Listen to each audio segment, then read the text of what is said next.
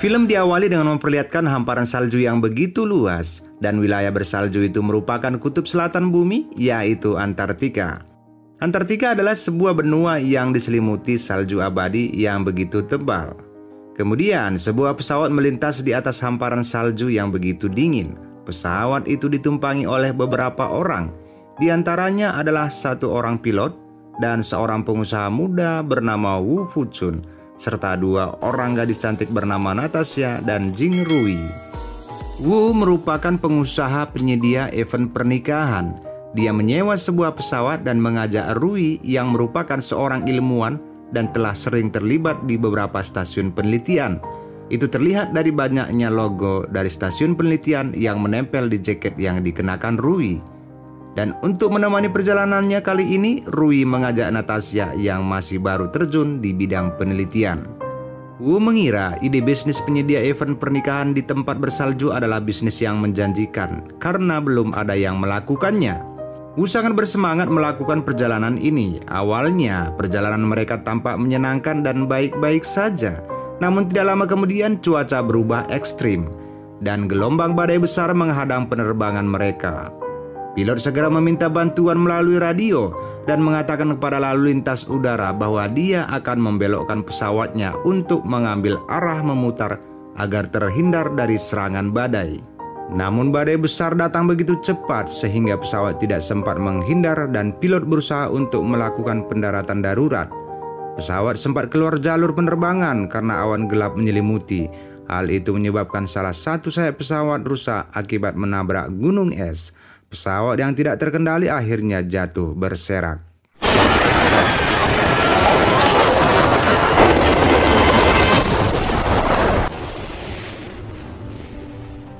Beberapa saat kemudian, Wu selamat dan sadar dari pingsan. Dia melihat pesawat telah hancur dan segera menyadari sesuatu yang buruk telah terjadi dan tantangan untuk bertahan hidup segera dimulai. Kondisi yang lebih parah dialami oleh Rui dan Natasha yang terjebak di pesawat. Rui mengalami patah kaki karena tertimpa puing pesawat, sementara Natasha mengalami pendarahan karena benturan di kepalanya. Wu berusaha menyelamatkan keduanya dan mengeluarkan mereka dari pesawat tepat sebelum es di bawah pesawat pecah karena benturan, dan setelah es pecah, pesawat tenggelam ke air laut. Natasha yang kehilangan banyak darah tidak dapat bertahan hidup dan meninggal. Kini Wu dan Rui tinggal berdua dan kondisi diperparah dengan tidak adanya sinyal sama sekali. Wu berusaha melanjutkan perjalanan dengan menarik Rui dan tubuh kaku Natasha di atas koper. Dia terlihat kelelahan, namun karena menyadari bahwa cuaca akan berubah kembali dan badai akan datang, Wu dengan sekuat tenaga menarik Rui dan Natasha untuk melanjutkan perjalanan. Menyadari badai telah mendekat dan mereka tidak akan sempat mencari perlindungan, Wu menggali salju untuk tempat berlindung bagi mereka dan menutupnya dengan koper. Dengan cara seperti itu mereka selamat dari badai besar. Setelah badai berlalu, Wu mencoba mencari sinyal ke tempat yang lebih tinggi. Namun itu seakan percuma karena dia tidak mendapat sinyal sama sekali. Sementara beberapa burung pemangsa mulai merayap ke mayat Natasha. Dan Wu yang melihat itu segera menghalau burung-burung dan mengubur mayat Natasha. Mereka kembali melanjutkan perjalanan melintasi salju yang seolah-olah tidak terbatas. Dengan sekuat tenaga, Wu berjalan sambil menggendong Rui. Kadang mereka jatuh akibat kelelahan dan terguling-guling di salju. Namun walaupun begitu, Wu tetap bertahan untuk melanjutkan perjalanan dan menggendong Rui. Akhirnya, Wu melihat sebuah kamp penelitian dan segera bergegas membawa Rui ke kamp tersebut. Wu melihat Rui sangat kesakitan akibat salah satu kakinya yang patah dan bergeser. Dia kemudian membantu meluruskan tulang kaki Rui serta membantunya dalam hal yang lainnya. Di kamp penelitian, Wu menemukan genset yang masih berfungsi dengan baik dan beberapa makanan kaleng serta beras dalam karung. Mereka memeriksa label yang tertera di kaleng makanan dan tentu saja semua makanan itu masih layak dikonsumsi. Dan hal itu bisa membantu mereka untuk bertahan hidup dalam beberapa hari ke depan. Saat memeriksa tempat itu, mereka menemukan sebuah jurnal dan dari jurnal itu, Rui menyimpulkan bahwa ada sebuah stasiun penelitian yang berjarak kira-kira 20 km dari kamp yang mereka tempati. Namun mereka tidak tahu arah mana lokasi kamp penelitian tersebut. Ini bagai mencari jarum dalam tumpukan jerami. Pasti sangat sulit bagi mereka untuk menemukan keberadaan stasiun penelitian tersebut. Keesokan harinya, Wu mulai melakukan perjalanan puluhan kilometer seorang diri untuk menemukan stasiun penelitian. Namun hingga hari ke-6 Wu menjelajah, dia hanya menemukan anjing laut dan rombongan penguin. Dan untuk menghilangkan sedikit rasa lelah, Wu kemudian menghibur diri dengan melihat tingkah lucu beberapa penguin. Hari-hari berlalu, Wu terus melakukan perjalanan melintasi daratan salju, mengikuti arah mata angin yang berbeda setiap harinya. Namun belum juga menemukan stasiun penelitian dan tidak menemukan seorang pun. Dia bahkan hampir tewas tertimpa reruntuhan es yang begitu besar. Hari terus berganti, kini persediaan makanan mereka semakin menipis. Wu menemukan bangkai burung dan memasaknya, namun karena tidak ada campuran dari bumbu apapun, mereka menjadi tidak suka memakannya. Hari ke-18 mereka terdampar. Wu berinisiatif memancing ikan menggunakan tongsis miliknya. Idenya itu sangat bagus dan berhasil mendapatkan beberapa ikan. Namun ketika hendak pulang, es yang diinjaknya tiba-tiba retak dan dia terperosok ke jurang yang begitu dalam. Setelah beberapa saat, dia sadar dari pingsan dan menemukan dirinya di gua es. Dia bingung dan mencari cara untuk keluar dari tempat itu. Sudah 2 hari dia mencari cara supaya keluar dari gua es, namun tetap saja tidak berhasil. Dia mulai mengkhawatirkan keselamatan Rui. Jika dia mati di dalam gua es, tidak akan ada orang yang merawat dan menyelamatkan Rui. Apalagi Rui tidak bisa melakukan apapun karena kakinya patah. Dengan mengingat Rui masih terbaring lemah di kamp penelitian, Wu tidak menyerah dan tetap berusaha mencari jalan keluar. Dia memanjat celah sempit dan mengikuti arah cahaya yang terlihat terang. Namun dia kembali tertimbun reruntuhan es. Berhari-hari dia terjebak di dalam gua es. Dengan semangat yang tersisa, dia tetap berusaha untuk keluar. Setelah berjuang beberapa hari, akhirnya dia berhasil keluar dan berjalan pulang ke kamp. Sementara Rui yang sendirian di kamp sangat khawatir karena Wu tidak kunjung pulang. Dengan kondisi yang sangat lemah, dia hanya bisa memohon kepada Sang Pencipta agar memberi jalan keluar dari masalah yang mereka hadapi. Rui yang kelaparan berusaha ngesot untuk menggapai makanan dan dengan susah payah ingin menghidupkan genset. Namun tali pemicu untuk menghidupkan genset putus. Rui mengira Wu telah tewas atau melupakannya setelah mendapat bantuan. Dia menjadi sangat putus asa dan mencoba mengakhiri hidupnya dengan mengoyak pembuluh darah di pergelangan tangannya. Beberapa saat kemudian Wu tiba di kamp dan menemukan Rui berada di luar kamp. Keadaan Rui hampir mati dengan kondisi tubuh yang sangat lemah dan lengan berdarah. Dia segera membawanya ke dalam kamp dan mengobati lengan Rui yang terluka. Kemudian dia menjelaskan kepada Rui tentang apa yang telah terjadi sehingga berhari-hari dia tidak pulang ke kamp. Hari-hari berganti, Wu tetap melakukan perjalanan untuk mencari bantuan ke kamp penelitian terdekat. Namun saat akan pulang, tiba-tiba matanya sakit dan pandangannya menjadi kabur. Dan keadaan semakin buruk, Wu bahkan tidak bisa melihat keberadaan camp, padahal dia sudah berada di dekat camp. Dia kemudian berteriak untuk menemukan Rui. Untungnya Rui mendengar suaranya dan segera memberi sahutan. Akhirnya dia berhasil kembali ke camp dan menemukan Rui.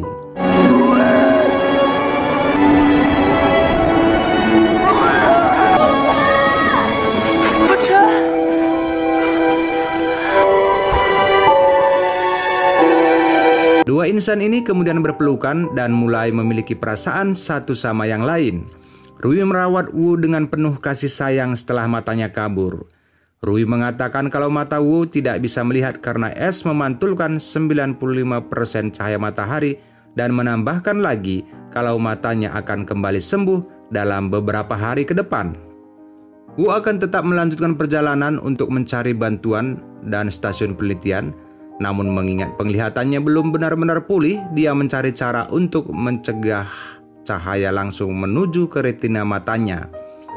Untuk itu, timbullah ide untuk menggunakan kacamata kuda, karena itu lebih simpel dan mudah digunakan tanpa efek samping, yang tak lain adalah penutup kedua benda bulat kesayangan Rui. Saat mereka mengobrol dan saling pandang, tanpa sengaja Wu melihat kalung di dada Rui yang sedikit terekspos. Dia menikmati pemandangan itu untuk sesaat, namun dia segera berdoa karena melihat patung dewa yang berada di kalung Rui, sehingga Rui tidak jadi salah paham dengan pandangan liar dari Wu. Di keesokan harinya, Wu kembali melanjutkan pencarian dan menutup matanya dengan penutup benda bulat milik Rui. Sedikit terkesan aneh, namun sepertinya Wu menyukainya dan tetap bersemangat menjelajah hamparan salju putih untuk menemukan stasiun penelitian dan bantuan. Dia melihat ikan-ikan kecil di bawah lapisan es yang berada di laut, dan ternyata ada ikan paus yang bergerak bebas di bawah laut. Tiba-tiba lapisan es retak dan pecah di sekitar Wu. Hal itu menyebabkan dirinya tenggelam. Dia berusaha berenang mencari celah untuk keluar dari lapisan es. Di saat dia mulai lemas dan hampir kehabisan napas, rombongan penguin berenang keluar dari bawah lapisan es. Hal itu menjadi petunjuk bagi Wu. Dia mengikuti penguin sehingga berhasil keluar dari air. Dengan tenaga yang tersisa ditambah semangat hidup 1000%, Wu kembali berjalan pulang ke camp. Dengan salah satu kakinya tidak mengenakan sepatu karena sepatunya tenggelam di laut bersama dengan penutup kepalanya. Sambil menahan dingin dengan kondisi tubuh yang hampir membeku, dia berusaha merangkak dan pingsan setelah tiba di camp. Rui yang melihat Wu hampir mati membeku segera memberikan pertolongan dan melepaskan semua pakaian Wu serta pakaiannya. Kemudian dia melakukan skin to skin dengan memeluk tubuh Wu dalam beberapa jam ke depan sampai tubuhnya kembali menghangat. Beberapa jam kemudian Wu terbangun dan merasa nyaman saat menemukan Rui masih terlelap tepat di sampingnya. Sebagai pria yang masih normal, Wu sebenarnya ingin melakukan kontak fisik setelah memandang wajah cantik Rui yang terlelap di sampingnya. Namun karena Rui keburu bangun, Wu mengurungkan niatnya dan menunggu waktu yang tepat untuk melancarkan aksinya.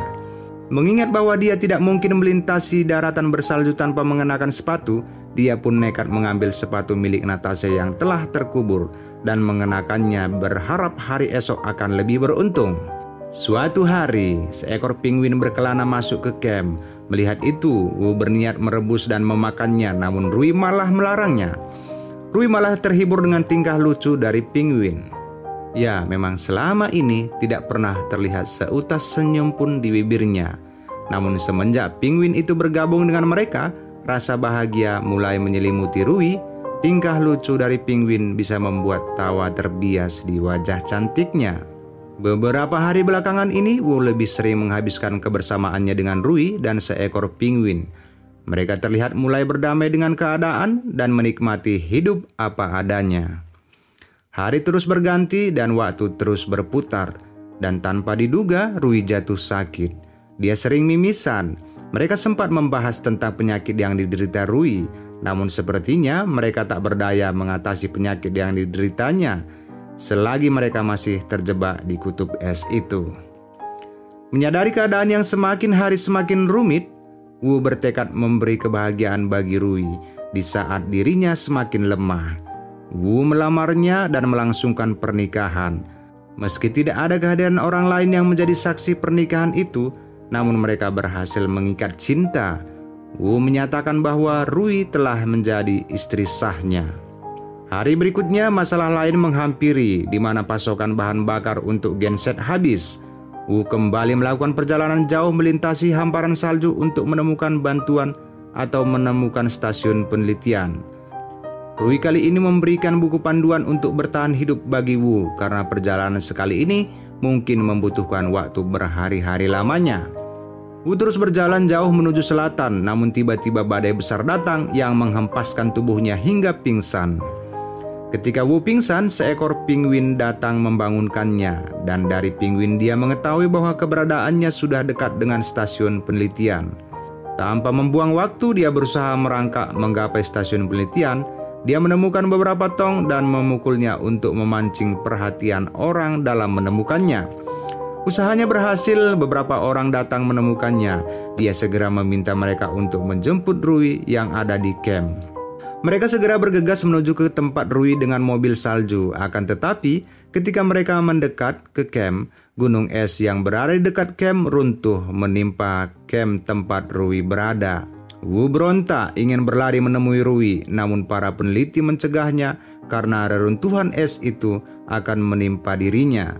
Wu berteriak histeris seakan dia tidak terima dengan apa yang telah terjadi dengan Rui. Dia akhirnya pingsan dan dirawat di sebuah tempat di stasiun penelitian. Ketika sadar, dia membuka buku panduan untuk bertahan hidup yang diberikan Rui. Setelah membuka lembar demi lembar, dia menemukan kalung patung dewa di buku tersebut. Sesaat dia diam terpaku dan kemudian memiliki firasat bahwa Rui masih hidup.